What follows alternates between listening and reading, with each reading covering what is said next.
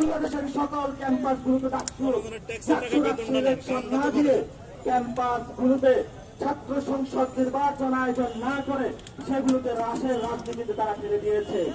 আমরা দেখতে পাইছি আমাদের ভাই সাম্যকে রাতে রাজারে হত্যা করা হয়েছে, এখনো তারা বিচার পায়নি।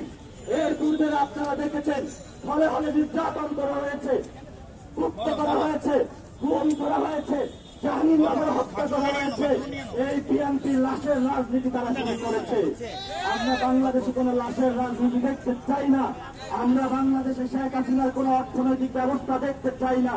আওয়ামী লীগের যে ব্যবসা বাণিজ্য রয়েছে সেগুলো এখনো এক্সিস্ট করছে। তারা যারা বিএনপির দলীয় নেতা কর্মী রয়েছেন আমাদের একজন বক্তব্য দিয়েছেন, কুমিল্লাতে তারা সরজমিনে দেখেছেন আওয়ামী লীগের টাকায় বিএনপির দলীয় অফিস চলে।